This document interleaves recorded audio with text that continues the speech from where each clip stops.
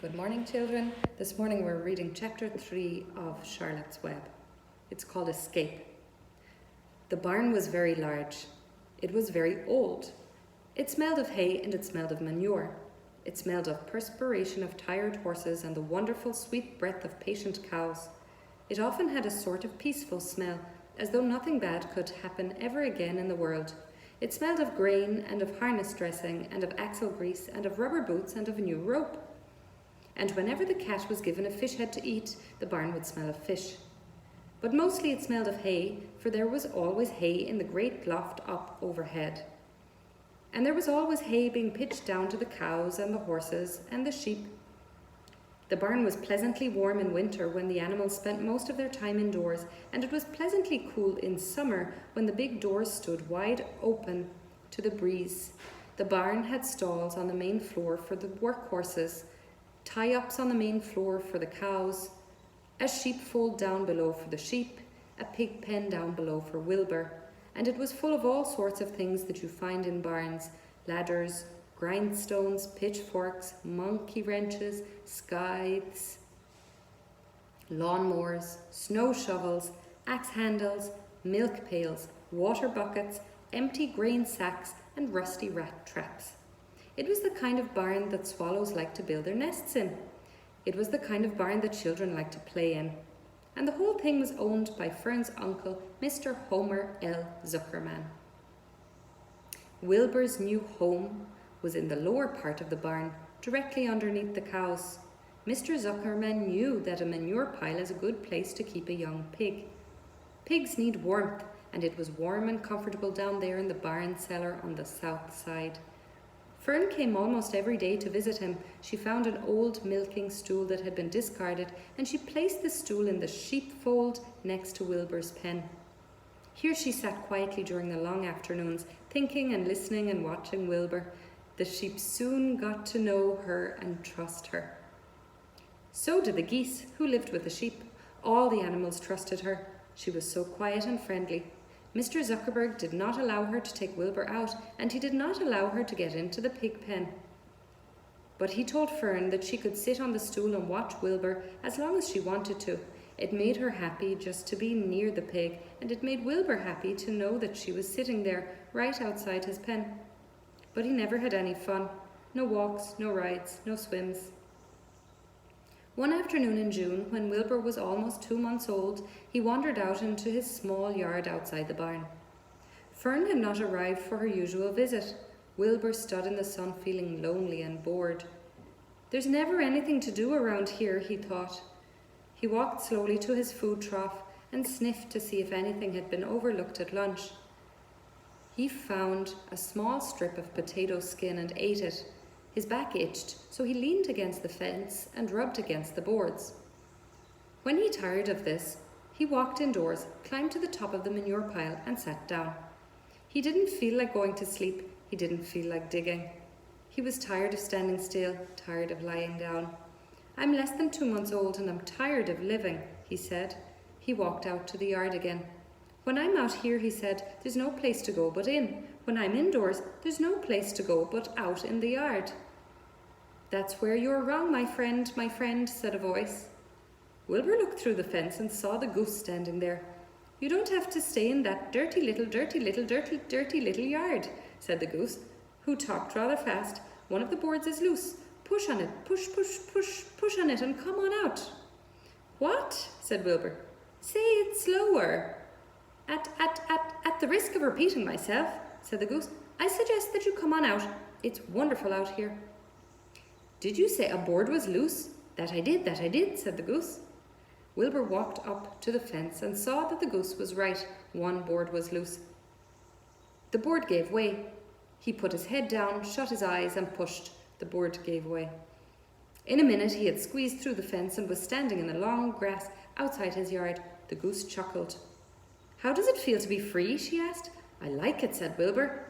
That is, I guess I like it. Actually, Wilbur felt queer to be outside his fence with nothing between him and the big world. Where do you think I'd better go? Anywhere you like, said the goose. Go down through the orchard, root up the sod, go down through the garden, dig up the radishes.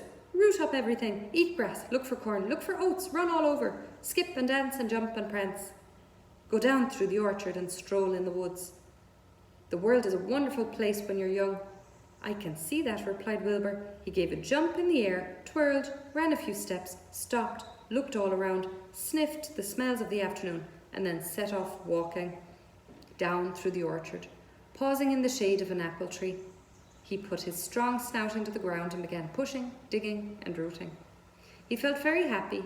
He had ploughed up quite a piece of ground before anyone noticed him. Mrs. Zuckerman was the first to see him. She saw him from the kitchen window, and she immediately shouted for the men. "Homer!" she cried. "Pigs out!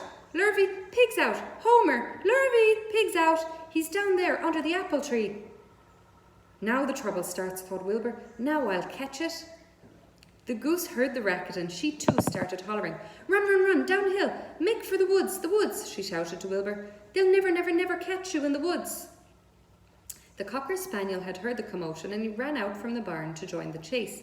Mr. Zuckerman heard and he came out of the machine shed where he was mending a tool.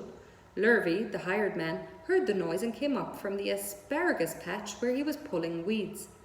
Everybody walked toward Wilbur and Wilbur didn't know what to do. The woods seemed a long way off, and anyway, he had never been down there in the woods and wasn't sure he would like it. "Get around behind him, Lurvy," said Mr. Zuckerman, "and drive him toward the barn. And take it easy, don't rush him. I'll go and get a bucket of slops." The news of Wilbur's escape spread rapidly among the animals on the place. Whenever any creature broke loose on Zuckerman's farm, the event was of great interest to the others. The goose shouted to the nearest cow that Wilbur was free, and soon all the cows knew. Then one of the cows told one of the sheep, and soon all the sheep knew. The lambs learned about it from their mothers. The horses in their stalls in the barn pricked up their ears when they heard the goose hollering, and soon the horses had caught on to what was happening. "Wilbur's out," they said. Every animal stirred and lifted its head and became excited to know that one of his friends had got free and was no longer penned up or tied fast. Wilbur didn't know what to do or which way to run. It seemed as though everybody was after him. If this is what it's like to be free, he thought, I believe I'd rather be penned up in my own yard. The cocker spaniel was sneaking up on him from one side. Lurvy, the hired man, was sneaking up on him from the other side. Mrs. Zuckerman stood ready to head him off if he started for the garden, and now Mr. Zuckerman was coming down toward him carrying a pail. "This is really awful," thought Wilbur. "Why doesn't Fern come?" He began to cry. The goose took command and began to give orders. "Don't just stand there, Wilbur. Dodge about," cried the goose. "Skip around, run toward me. Slip in and out, in and out, in and out. Make for the woods, twist and turn." The cocker spaniel sprang for Wilbur's hind leg. Wilbur jumped and ran. Lurvy reached out and grabbed. Mrs. Zuckerman screamed at Lurvy. The goose cheered for Wilbur. Wilbur dodged between Lurvy's legs. Lurvy missed Wilbur and grabbed the spaniel instead. Nicely done, cried the goose. Try it again. "Run downhill," suggested the cows. "Run toward me," yelled the gander. "Run uphill," cried the sheep. "Turn and twist," honked the goose. "Jump and dance," said the rooster. "Look out for Lurvy," called the cows. "Look out for Zuckerman," yelled the gander. "Watch out for the dog," cried the sheep. Listen to me, screamed the goose. Poor Wilbur was dazed and frightened by this hullabaloo. He didn't like being the centre of all this fuss. He tried to follow the instructions his friends were giving him, but he couldn't run downhill and uphill at the same time, and he couldn't turn and twist when he was jumping and dancing, and he was crying so hard he could barely see anything that was happening. After all, Wilbur was a very young pig, not much more than a baby, really. He wished Fern were there to take him in her arms and comfort him. When he looked up and saw Mr. Zuckerman standing quite close to him, holding a pail of warm slops, he felt relieved. He lifted his nose and sniffed. The smell was delicious. Warm milk, potato skins, wheat middlings, Kellogg's cornflakes, and a popover left from the Zuckerman's breakfast. "Come, pig," said Mr. Zuckerman, tapping the pail. "Come, pig." Wilbur took a step toward the pail. No, said the goose. "It's the old pail trick, Wilbur. Don't fall for it. He's trying to lure you back into captivity. He's appealing to your stomach." Wilbur didn't care. The smooth food smelled appetizing. He took another step toward the pail. Pig, pig, said Mr. Zuckerman in a kind voice, and began walking slowly toward the barnyard, looking all about him innocently, as if he didn't know that a little white pig was following along behind him. You'll be sorry, sorry, sorry, called the goose. Wilbur didn't care. He kept walking toward the pail of slops. You'll miss your freedom, honked the goose. An hour of freedom is worth a barrel of slops. Wilbur didn't care. When Mr. Zuckerman reached the pig pen, he climbed over the fence and poured the slops into the trough. Then he pulled a loose board away from the fence so that there was a wide hole for Wilbur to walk through. Reconsider, reconsider, cried the goose.